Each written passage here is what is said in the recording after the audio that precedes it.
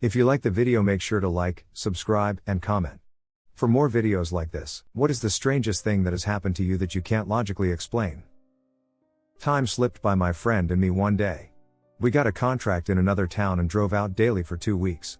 It took us 1 hour to get there and 1 hour to get back, but one day it took us 3 hours to get back to town. My friend realized something was wrong when his wife called him up, asking why he turned his phone off and why he was so late. We left a little before 2 p.m., and the call came almost at 5 p.m.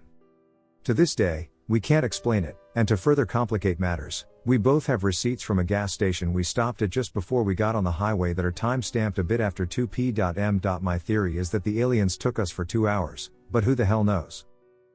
I was driving across the US and drove into Salt Lake City. For whatever reason, I got a craving for IHOP, so I punched it into Google Maps and followed the directions to a spot in the middle of town. I walk in, and the place is empty. I don't mean there were no customers. I mean, there is literally not a person in the place. No wait staff, no customers, and no cooks, nobody. There was partially eaten food on all the tables. Bags and purses in the booths. TVs are everywhere. Burgers on the grill are slowly burning. And there wasn't a soul in the place, like they all just vanished at once. I was so freaked out that I hopped in my car and drove until I hit the Nevada border before stopping to eat. I still have no idea what the duck happened. So this still baffles me, but when I was a kid, we had moved into a new house, and while the realtor was showing us around the house, I saw a lady sitting at a white dresser in a pink room. She even waved at me, but when I asked my mom who that was, she just brushed me off because she was trying to listen to the realtor. The weird thing is that there were no rooms painted pink in the house, and my family just played it off despite my being adamant about what I saw. Anyway, fast forward a few years, and I'm in high school at this point, and we start renovating the house, and while stripping the wallpaper in the master bedroom, we found out it was painted pink at some point. Still, low-key freaks me out. When I was 17, I was at my friend's apartment building, which his parents owned. It was a pretty old building in the Pilsen neighborhood of Chicago, and according to his dad, it used to be owned by Al Capone, but I'm not sure how true that was. We had an apartment on the top floor that they let us use to just hang out, and it allowed us easy access to the attic. It had a lock, but we had a key, so we could go out to the roof and smoke cigarettes. One night, we were about to go up, but I had to pee, so I told him I'd meet him up there. After I was done, I went up the stairs to the attic portion that was connected to the roof. There were no lights, so we always used our phones to guide us. We had those old flip phones without lights, so you only had the light from the screen to help navigate the cluttered mess that was up there. As I made my way to the roof door, I saw a shadow pass by me. Now this wasn't like the shadow of something moving with the light of my phone. This shadow felt solid like a person. I followed the direction it went, thinking it was my friend. I kept saying that I knew it was him and to stop playing around. It passed me a few more times before heading to the other side of the attic, and that's when I heard my friend's voice from downstairs. He got a call from his girlfriend and was in another room talking to her the whole time. It really freaked me out, since I knew I was following something, so I basically jumped down the stairs. I told my friend what happened and that I did not want to go back up there, and he agreed, so we decided to go for a walk instead. I was 21 and really into primitive camping in 2015. I had taken a long trip to Daniel Boone National Forest in Kentucky in the spring. I had my border collie with me, who loved the forest. We had been there more than 10 times for overnight trips at this point. After finding our normal place, we set out and hiked 10 miles, and we ran into a handful of people on the trail. We camped overnight. When we woke up, we had breakfast, got packed up, and headed out. It was about noon. About an hour into our walk the second day, every sound stopped. And when I say sound stopped, I mean things were absolutely dead quiet. It was terrifying. I couldn't hear the wind, I couldn't hear water trickling by the stream, and there were no birds.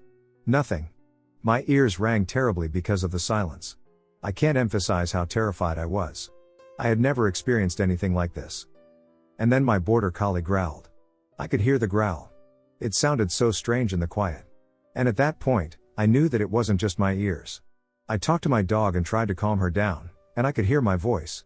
When I took a step, I would hear the step. It wasn't just me, it wasn't my ears. My dog was reacting too. After about 45 seconds, things returned to normal. Completely normal. The wind was there, and we could hear birds. The stream. Everything is completely normal. My dog and I hiked out and left immediately. I'm an avid hiker now and am constantly out on trails. Nothing close to this has ever happened again.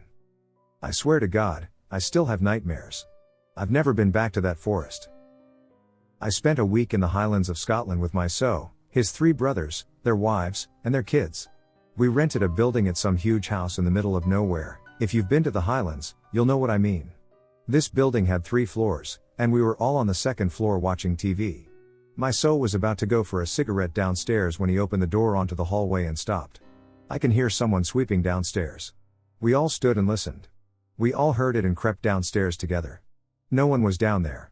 The next night I was on the top floor in the bathroom when someone walked down the corridor and stood outside the bathroom. I could see their shadow under the door. I called out and said I would be in a moment.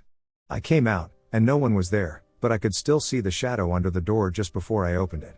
The building also had a pulley system to bring bags up from the bottom floor. It was not used and chained up, but we could hear it moving during the night. One night my brother went mental at the kids, 4 boys aged between 8 and 13, because he could hear them running up and down the halls and it was really late. He went into their room, and they were all fast asleep. By the end of the week, we were all sleeping with the lights on and making sure we were all together in the same room in the evenings before bed. When I was a kid, I was super into fairies and mystical stuff like that. I lived near a small wood and a long field with a stream going through the middle of it. The wood started at the end of the field, and the same stream followed through into the woods. In the stream water, you'd often see these tiny little gray shrimp-like things along the edges, on rocks. One day I asked my mom what they were, and she told me they were fairies. I was like, why don't they look like fairies? You know, the stereotypical fairies, little people with wings, and she explained to me that's what they looked like as babies, but then they turn into fairies, like caterpillars and butterflies. This made 100% sense to me as a small child, so it was good enough for me, and that basically became fact for me. I actually still call the little shrimp things fairies. People always give me such a confused look, so I have to explain. Anyway, one day, this wasn't too long before I would stop believing in fairies and other things, but I was just on the edge of belief still. I was walking in the woods, I think I was with my mom and sister, and they had walked on ahead without me a little. It was a very small woods, and I knew my way around, no chance of getting lost, and I was at this intersection, where the stream branches off into about 4 different directions, and I don't know what I was doing, but I suddenly stopped and looked up, and not too far away from me, I saw this thing. It was small, probably about 2 inches, and it was floating.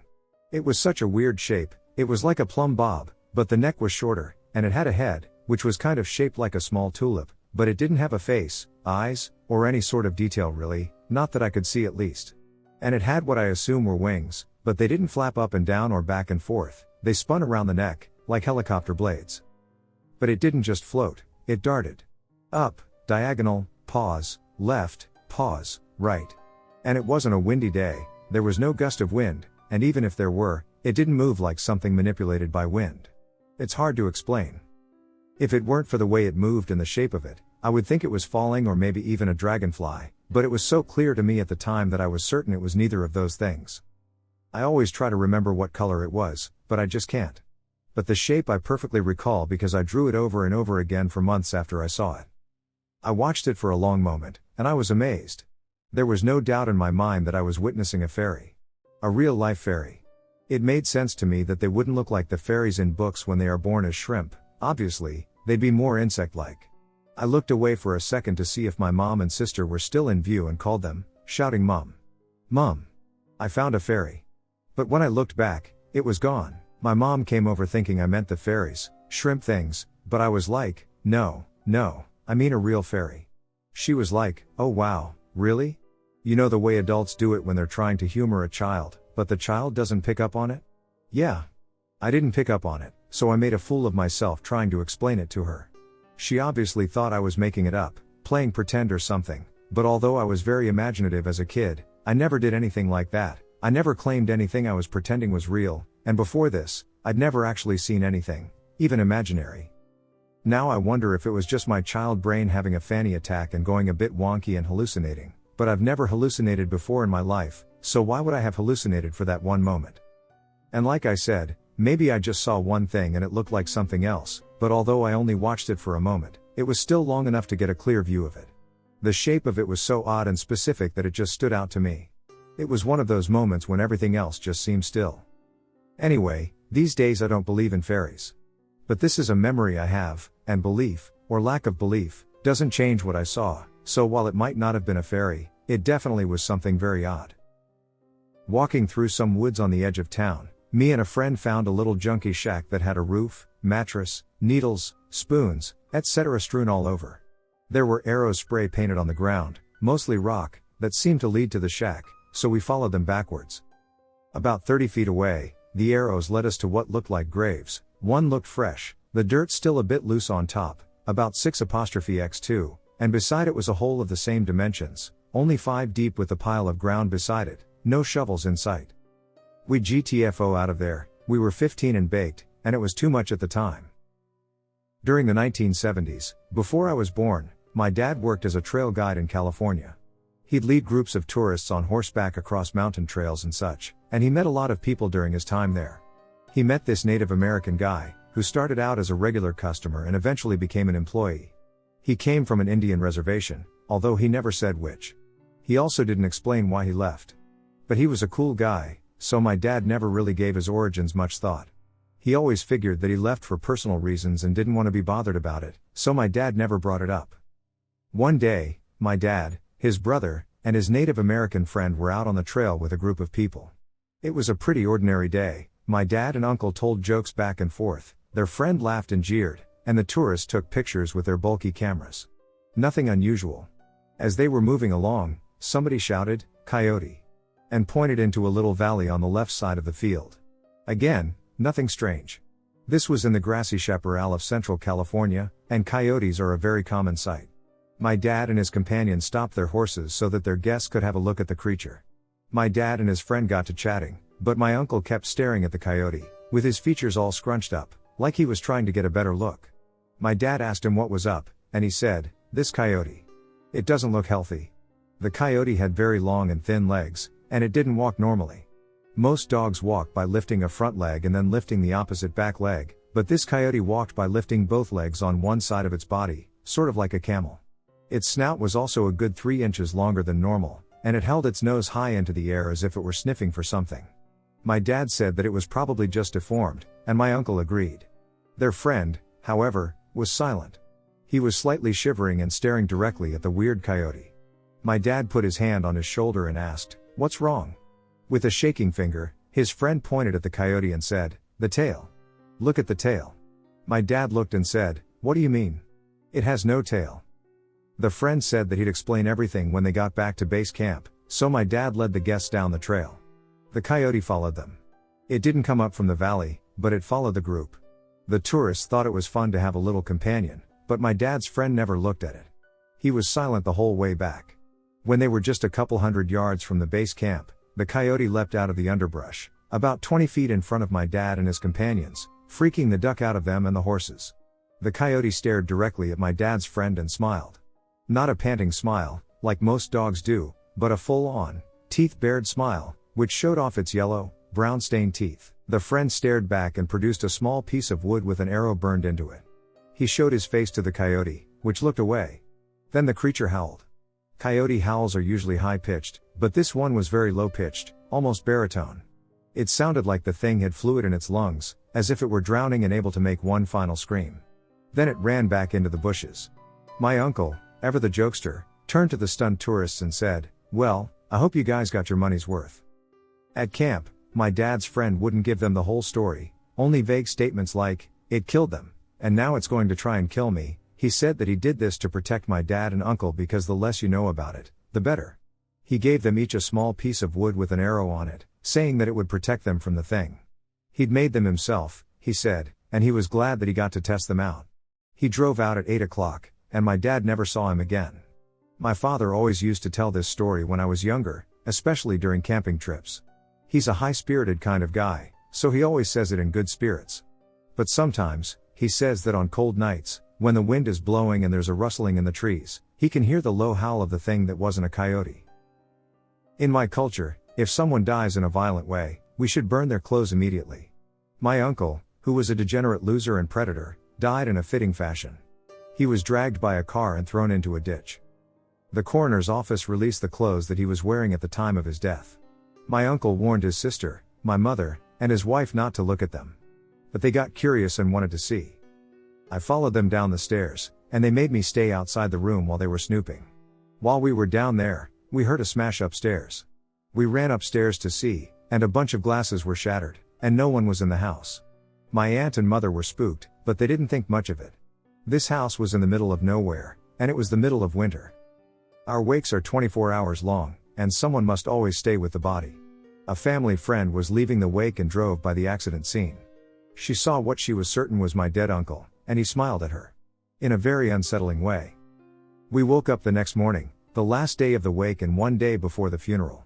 My uncle was rattled, and I heard him tell my mother and aunt that he heard the crunching of boots on snow.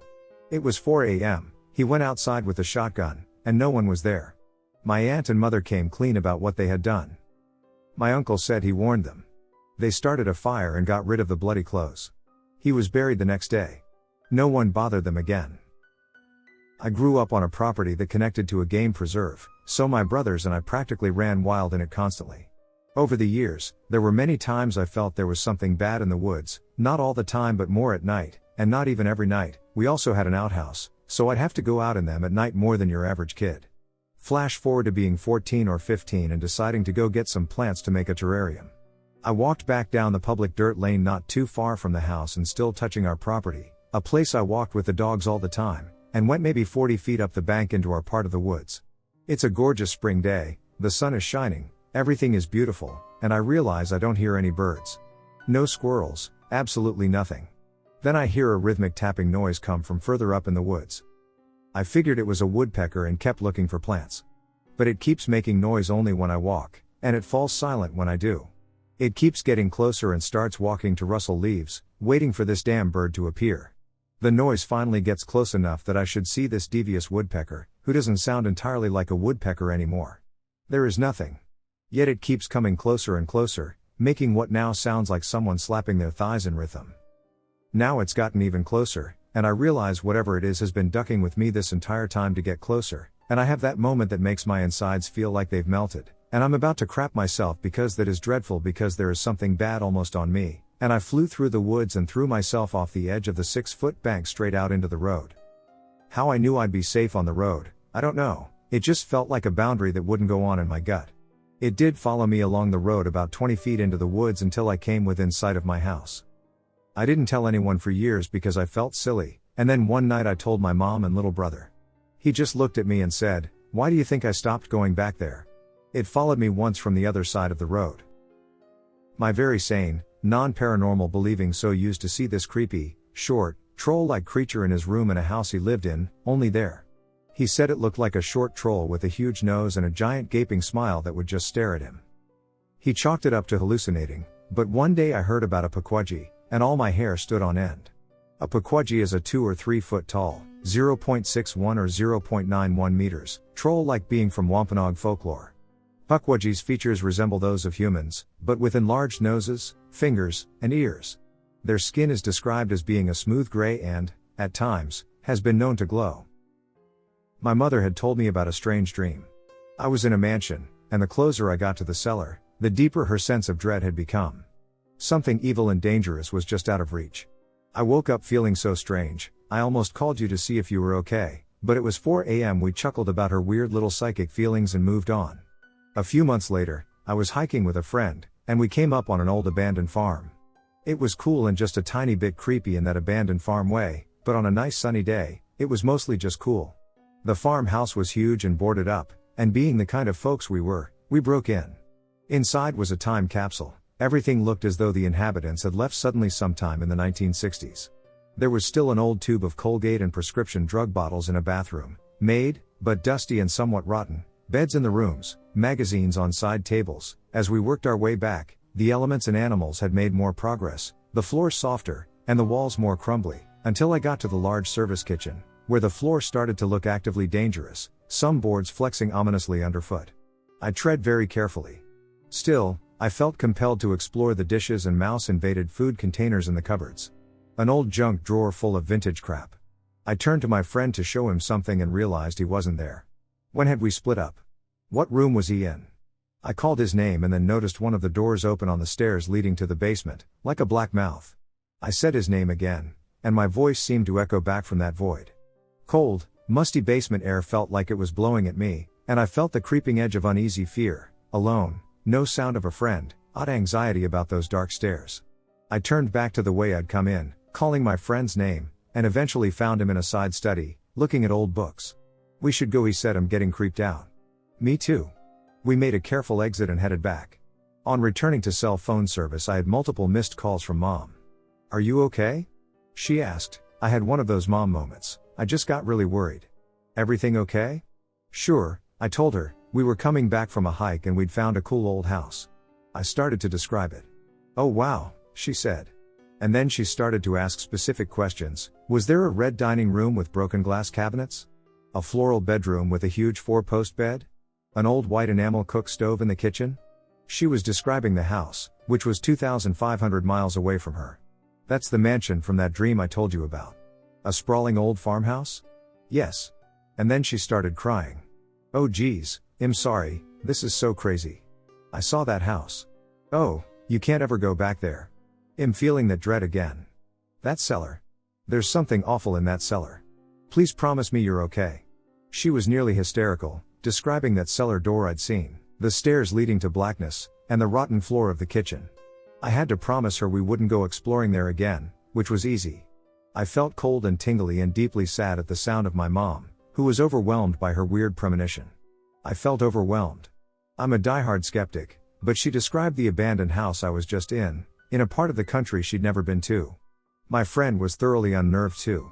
That's what was creeping me out. I was starting to hear noises from down there. I get insomnia. It was one of those nights, and I was sitting out on my back porch at about 4 a.m. smoking a cigarette. It was one of those eerie nights where there is absolutely no breeze and it's just completely quiet out. We have woods behind our house, and as I was sitting there, I saw this person making his way through the canopy of the trees, like jumping from tree to tree, 30 or 40 feet up in the air. I was absolutely stunned and just sat there dumbly, too afraid and confused to even get up and run inside the house. This person, thing, or whatever it was stops directly behind my house and looks at me. At this point, it's about 50 feet away and maybe 40 feet up in the air. It pauses for about 5 seconds, staring in my direction. I'm absolutely certain that it wasn't an animal. Its body was human-shaped, and it definitely wasn't a raccoon, a bear, or any of the other things people have suggested it might have been. But the way it was moving through the trees was definitely not human. No human, I don't care how adroit they were, could move like that. It was too dark to make out much detail of the face, clothing, or anything like that. After about 5 seconds of looking at me, it turns away and takes off the same way it had been going before, just leaping from tree to tree at a fast pace. Within a few more seconds, it was out of sight. My grandfather used to take me camping and hunting with him in Arkansas, in the forest just outside of the Ouachita National Forest, and I distinctly remember one night laying down after we'd let the campfire gutter out. We were just talking back and forth, and all of a sudden he made that eent noise that meant "shut your mouth now." Usually, it meant he'd spotted game. So I immediately clammed up and started listening and straining to see what had gotten his attention. A few moments later, I saw a black man-shaped figure walking through the treetops. The tree limbs didn't bend or even move, neither did the leaves, but this black, man-shaped figure didn't even really walk, it sauntered, and it almost skipped from tree to tree. Like it had no weight. I remember being scared and whispering, "Grandpa, what is this?" And he very quietly said, "Don't you dare call it to you." Shh. So I shut up and watched it while it almost frolicked back and forth through the treetops. There is no way those tree limbs could have supported the weight of something that tall without bending or even creaking. I asked my grandfather about it the next day, and he said, "I've been hunting and sleeping in these hills for most of my life, and I've seen that damn thing since I was a kid. Most people around here have. I've never heard of anyone ever talking to it. But I've known plenty who came out here and never got home. I have no clue what that thing was." I went camping with 2 friends a few years ago. We went pretty far away from civilization. The nearest town had a population of 30 people and was an hour away from the lake we were at. It was cool. I usually try to get away while camping, but this was the most extreme to date, and you could feel it. During the first night, the 3 of us were sleeping in the tent when I woke up to the noise of something brushing against the tent. The tent was around 5 feet tall at its peak, and whatever was on our site was brushing against it near the top. I have never in my life been filled with such true fear. I've camped a lot and have had run-ins with bears and other animals and have been scared before, but this feeling was different. There was something extra unnerving about this.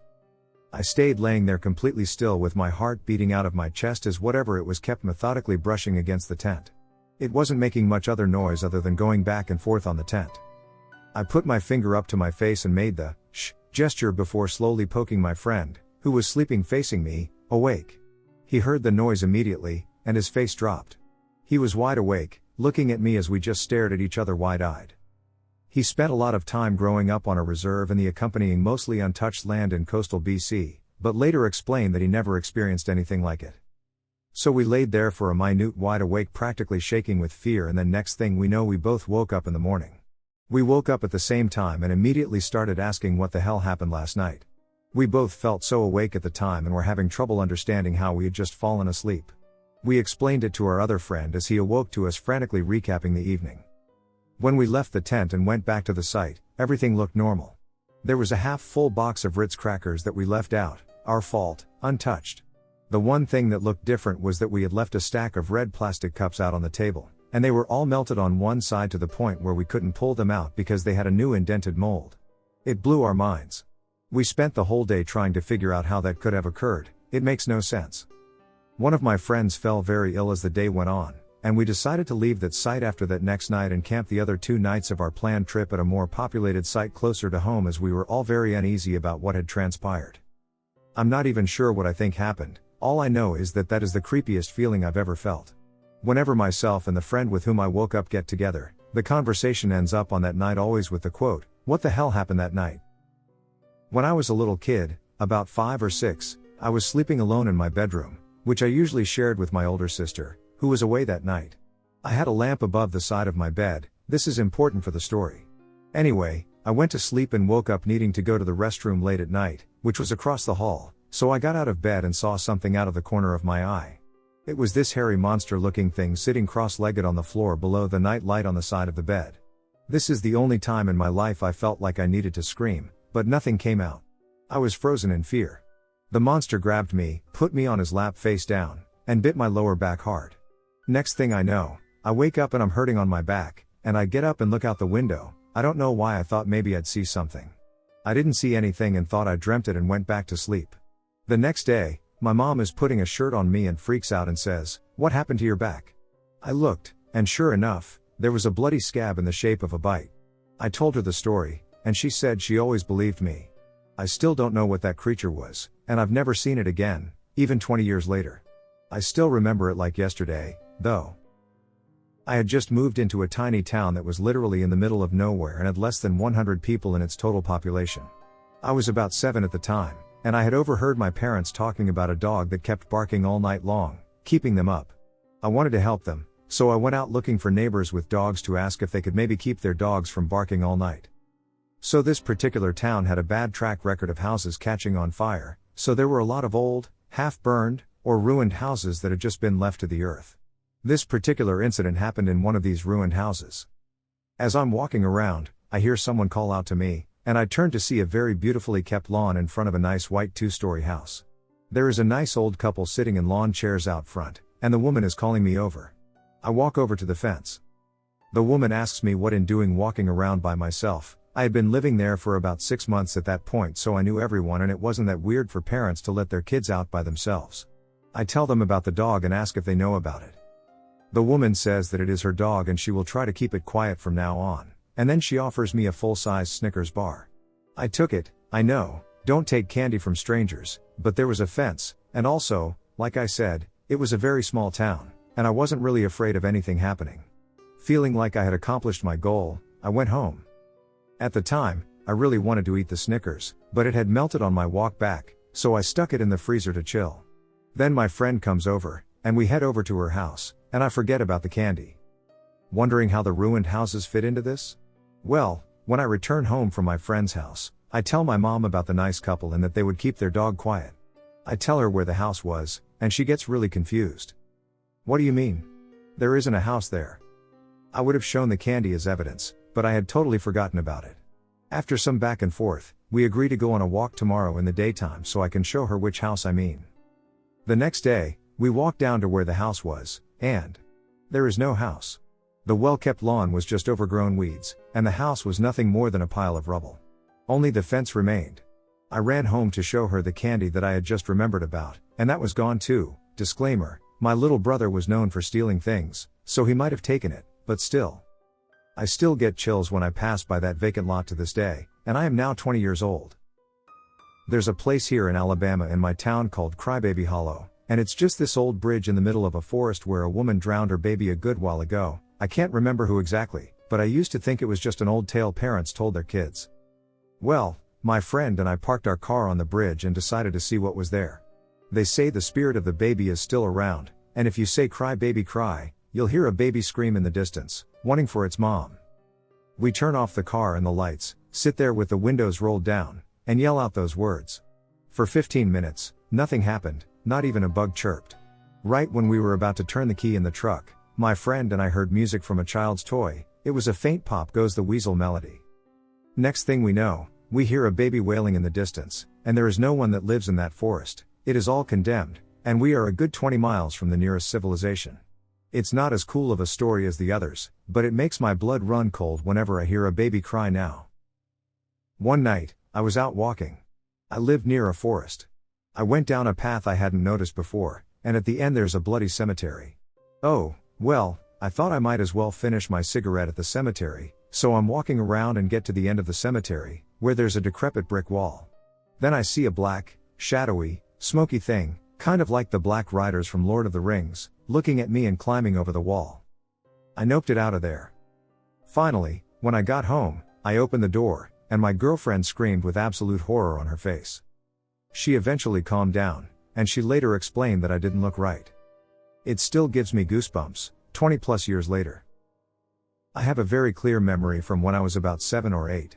It's so clear that I've had dreams about it and woken up confused because I was in my bed and not on my boat. So I live by a lake. And when I was around 7 or 8, we had a boat. One night, we went out to do some late night boating.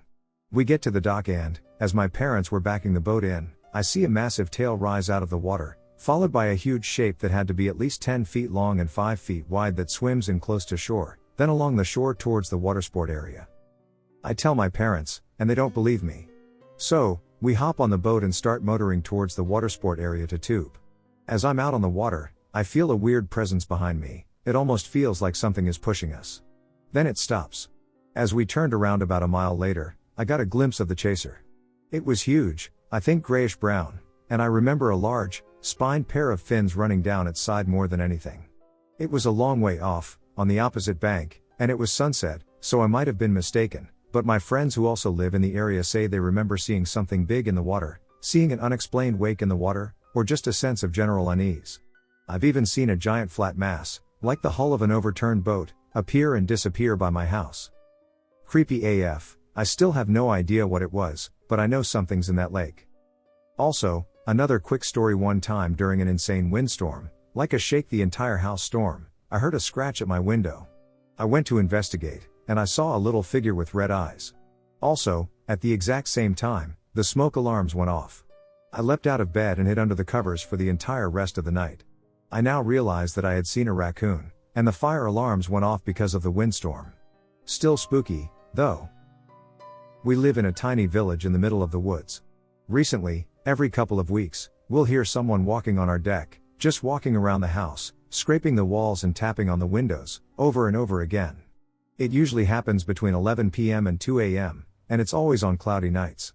My mom reckons it's a deer, but it's not multiple footsteps you can hear, it's only 2, and it's like someone is wearing heavy boots. However, whenever we go outside, we can't see anyone, and it starts up again as soon as we're back inside.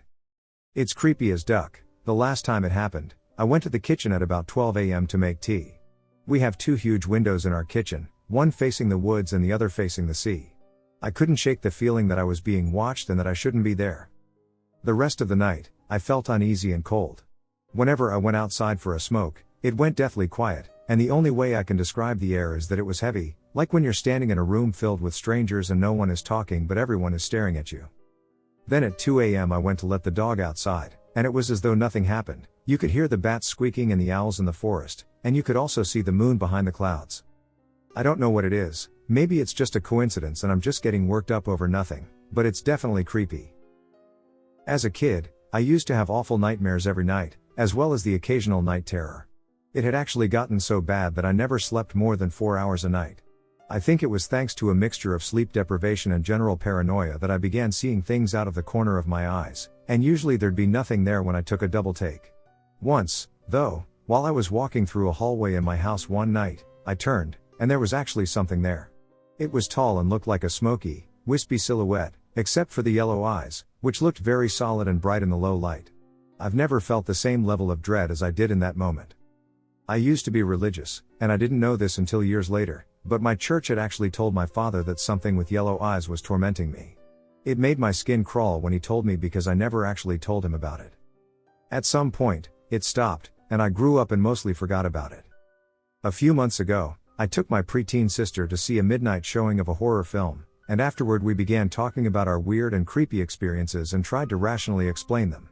Mostly everything had some sort of logical cause, until she told me that when she was younger, she used to see shadow people out of the corner of her eyes. I laughed and told her it was funny because I had seen some, too.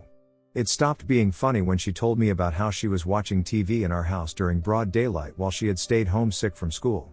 She was home alone when she heard something down the hallway. She turned and saw a wispy, tall silhouette with shining yellow eyes. I had a rough time sleeping that night. Halloween night 2014, I was coming home from a party, midnight-ish, to my parents' house. The house sits back about 15 to 20 feet from the road where I had to park. Parents are out cold by this time, so the house is completely dark. As I lock up the car and start making my way towards the front door, very open yard, few bushes and one large evergreen tree on the left side, between the neighboring yard, I notice a tall, 7 to 8 feet, white or blue hazy figure standing behind the trunk of the evergreen. Appeared to be almost peering out from behind it, somewhat human in form and featureless with the exception of its very long arms, legs, and fingers. Thinking it's the neighbor's Halloween deco, I pause for a moment to study it when I notice its head cocking from side to side very rapidly, as if it were studying me. Stunned, I freeze, keys in hand, as I watch this thing take 3 large strides and run behind the house, which is about 10 feet from the tree. The way it moved is what gets me. It was like someone pulling back a rubber band and snapping it into hyperspace. Mind ducking blown. There was no trace of it after that, though I felt watched and fearful of any. All windows in the house for the rest of the night. It was the early 2000s in the Philippines. I was just 5 or 6 years old when my dad took me and my little brother to their family home for Christmas vacation. When we arrived, the place had a cordial feel to it at first, like meeting cousins and other relatives. That night, I slept together with at least 5 cousins at my grandparents' home on the 2nd floor of the house. The house was in a suburb and was backed by vacant plots of land, formerly rice paddies and the like. To paint a picture of the room, it was approximately 15 meters by 15 meters, at least 20 feet from the ground, with jalousie-type windows on all sides. Typical of suburban Filipino culture, or just our family, me and my cousins slept on the wooden floor of that room on a mattress. Everything went pretty normal for the first few hours, but in the middle of the night, I didn't have a clock or watch then, I awoke for no apparent reason, only to find a shadowy form by the east window, staring at me. It had glowing red circles for eyes and had fucking horns on its head. Overall, it appeared goatish in silhouette. Struck in fear, being the little prayerful kid that I was, I forced my eyes shut and prayed for what seemed like a good minute. When I looked at the window again, the shadow thing was gone. I don't know how I managed to sleep again that night. I'm not a believer in ghosts, but whatever I saw back then convinced me that demons do exist. Was on holiday, staying at an old cottage. I went out to the beach with my mom, dad, and sister and left my grandma in the house. She fell asleep sitting in a chair in the lounge. At one point, while we were still out, my half-asleep nan saw a woman wearing a lilac dress walking through the room. She assumed it was my mom back from the beach. She woke up a short time later and couldn't find us in the house. When we got back from the beach a couple of hours later, she said, "Oh, did you go out again? You were back ages ago." We told her that we had only just gotten back, and she told us she had seen my mom wearing a long lilac dress in the lounge. This obviously wasn't possible. During this holiday, I was sharing a room with my sister as we were young, and in the middle of the night, we heard the front door slam loudly. Our parents came running into our room, but we were both still in our beds. I scrambled and looked out the window, which was directly above the front door, but no one was outside, and my dad went straight down and could find no one in the house. Another day, my mom went to the bookcase in her room and took a random book out. Placed within the pages was an old handwritten note. It was personal and written by a lady, and she got the feeling that she shouldn't be reading it. She put them back into the book and put the book back on the shelf. The next morning, when she woke up, the note was on her bedside table. She asked my dad if he had moved it out of the book, but he had no idea what she was talking about. We would also find that the furniture had moved downstairs overnight. My mom also kept finding curtain hooks in her bed and on the side table, the plastic things that hold curtains to the pole. Again, she asked my dad if he had put them there, and he hadn't. When we came to leave, the owner of the cottage came to collect the keys, and my mom asked her if there was a cleaner who might have visited, and the owner said no. Why? My mom explained that my nan had seen a lady in the house wearing a lilac dress. The lady said, "Oh, she's at it again." The house was owned by her grandmother, who had recently died. Her favorite outfit was, you guessed it, a long lilac dress. Apparently they had already had the house blessed because she had made a couple of other appearances. When she died, they didn't clear her stuff out of the house and just put it up as a holiday rental, which is why the note hadn't previously been found. Once we left and went home for the next few years, my mom would find curtain hooks in her bed at home. I moved out of our family home to go to college or university, and at my student house, I once found a curtain hook in my bed. There were no curtains in the house, only blinds. My mom stopped finding them in her bed after a few years, but she believes it was the woman in lilac. My whole family witnessed all of this, so it adds credibility to what happened, combined with the owner's testimony about her grandmother.